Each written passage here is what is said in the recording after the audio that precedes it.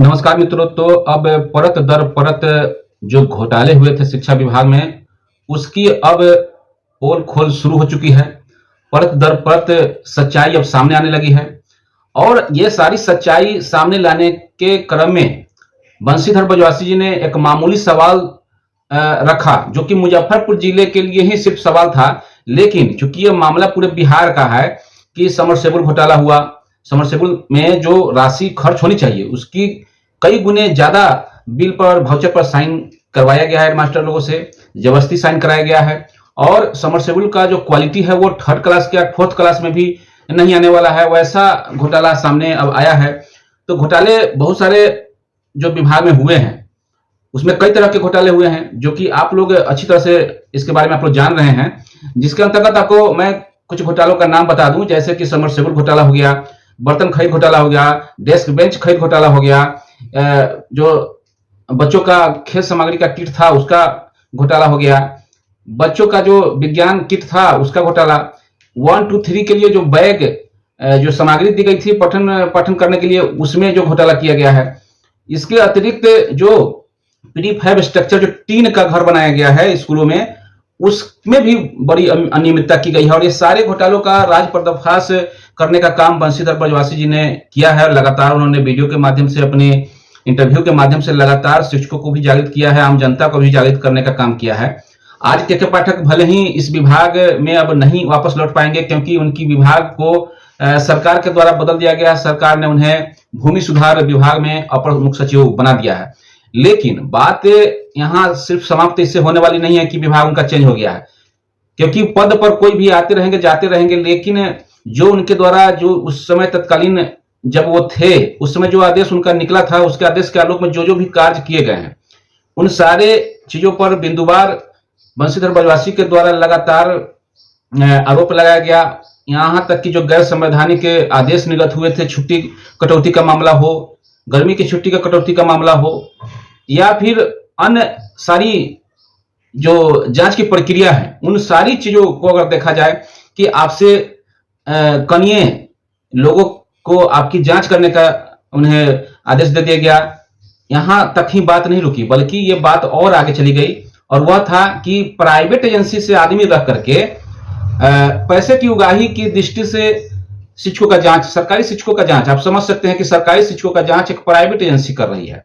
और वो एक एक मिनट के लिए आपका अटेंडेंस अनुपस्थित कर देते थे, और उसको भ्रष्टाचार का मुद्दा बना करके आप समझ सकते हैं कि कैसे उगाही होती थी।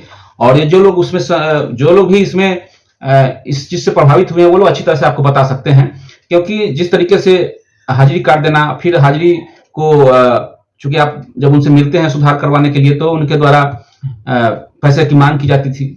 सीधे तौर से कहें तो घुसखोरी का मामला बहुत ज्यादा इसमें बढ़ चुका था।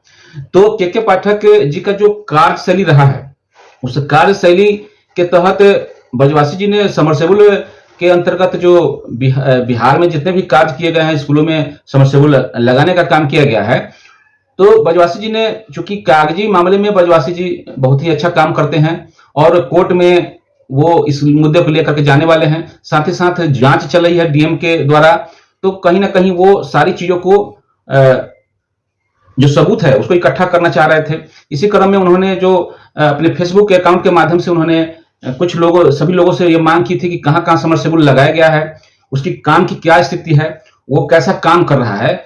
तो जब ये कमेंट आप पढ़ेंगे तो ताज्जुब होगा आपको कि एक बिहार में पता नहीं किस तरीके का लूट खसोट का काम जारी हो गया था। मैंने समरसेबुल अभी पूर्ण कार्य रूप में आया भी नहीं है और पैसे की भी निकासी कर ली गई है। समरसेबुल लगाया गया है, कहीं से पाइप लाकर छोड़ दिया गया है, कहीं टंकी अभी तक नहीं लगाया गया है। समरसेबुल लगा है तो उसमें जो पानी जो आ रहा है उसका क्वालिटी इतनी घटिया है कि आप उसे पी नहीं सकते हैं। उससे पीने की से बच्चों की सेहत खराब हो सकती है। पानी में इतनी ज्यादा बदबू आ रही है कि कहना मुश्किल है। और पानी की जांच किए बगैर टंकी बैठा दिया गया, बच्चों को सप्लाई किया जा रहा है। तो ये सारी मुद्दे को लेकर के बंशीधर बजवासी जी ने जो कार्रवाई करना चाह रहे थे, शिक्षा विभाग के एसीएस के पाठक जी के जो नेतृत्व में जो काम हुआ है, समरसेबुल लगाने का काम हुआ, उन सारी चीजों पर उनकी पैनी नजर है। और इसे को आधार बना करके वो कोर्ट में जा रहे हैं, वो जिलाधिकारी को जांच रिपोर्ट सौंपेंगे, तो कम से कम इससे ये होगा कि जो शिक्षा विभाग में जो ये एक गलत तंत्र चल रहा था उस पर रोक लगेगी, और साथ ही साथ जो इससे संबंधित लोग होंगे उनके ऊपर कार्रवाई भी होगी। तो यह एक बड़ा मुद्दा शिक्षा विभाग में हुआ है, और बहुत सारे लोग के पाठक जी के सपोर्टर्स भी हैं जो के पाठक के कार्यों की सराहना करते हैं। निश्चित तौर पर कुछ कार्य उनके सराहनीय योग्य हैं, लेकिन अधिकतर कार्य गैर संवैधानिक और अव्यवहारिक आदेश निर्गत होने की वजह से शिक्षक तंगो तबाह रहा करते थे। अगर उनके सारे आदेश सही थे तो अब जब एस सिद्धार्थ आए हैं, उनके द्वारा लगातार जो कुछ नीतियों को जो के पाठक द्वारा किया गया था उनको रद्द भी किया जा रहा है, और अपने स्तर से उनकी अलग तरीके से कार्य करने की शैली बनाई जा रही है। तो कहने का मतलब, अगर के पाठक जी सही ही होते तो एस के पाठक जी को नियमावली में बदलाव लाने की जरूरत नहीं होती। ये साफ तौर से इंगित करता है कि ये कहीं ना कहीं ये उनके कार्यकलाप जो थे वो सही नहीं थे। आपको बता दें, जो एक और घोटाला मुझे अभी याद आ रहा है कि जो ट्रेनिंग हो रहे हैं, शिक्षकों का जो ट्रेनिंग हो रहा है उसमें भी बड़ा घोटाला सामने आया है।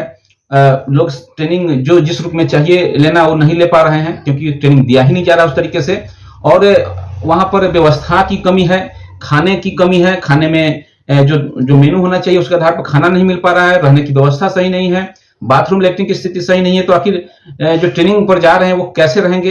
इन सारे मुद्दों पर एक गहन जांच की आवश्यकता है, जिस आवश्यकता को देखते हुए बंशीधर ब्रजवासी जी ने जो प्रयास किया है और जांच की जो मांग की है, अपने प्रेस कॉन्फ्रेंस के माध्यम से भी उन्होंने जांच की मांग की है, और साथ ही साथ वो कोर्ट के माध्यम से भी निश्चित तौर पर इसमें बड़ी सफलता हासिल करेंगे।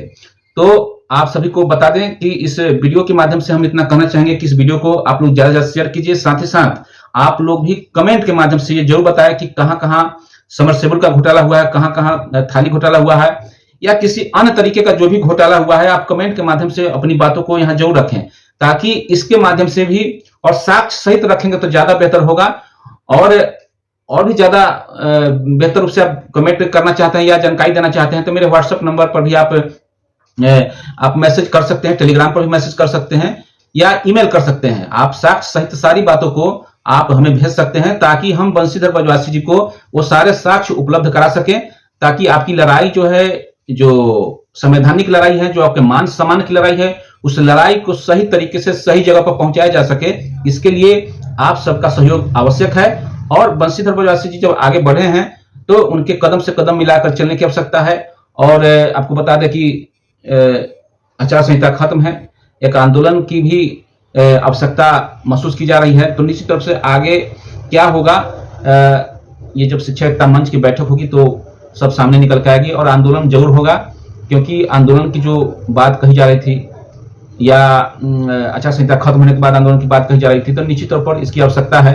हालांकि कुछ सुधारात्मक जिस तरीके से नए एस सिद्धार्थ जी के माध्यम से किया जा रहा है कार्य, तो वो कहीं ना कहीं शिक्षकों को बैलेंसिंग करने का काम कर रही है। लेकिन जिस तरीके से पूर्व का जो आदेश है, उस आदेश पर अगर फिर से कार्यवाही होती रही तो निश्चित तौर पर शिक्षक समाज आंदोलन की ओर बढ़ने का काम करेंगे। तो फिलहाल इस वीडियो में इतना ही। अगर वीडियो अच्छा लगे तो लाइक कीजिए, और कमेंट के माध्यम से अपना फीडबैक जरूर दीजिए। साथ ही साथ चैनल पर नए हैं तो चैनल को सब्सक्राइब कर लीजिए, ताकि हमारी वीडियो शिक्षा विभाग से जुड़ी हुई और शिक्षक संगठनों से जुड़ी हुई, और साथ ही साथ शिक्षक के मान सम्मान की लड़ाई से जुड़ी हुई चीजों को हम प्रमुखता से चैनल पर रखते हैं। तो आप लोग कृपया करके चैनल को सब्सक्राइब जरूर कर लें। धन्यवाद। जय हिंद, जय भारत, जय शिक्षक।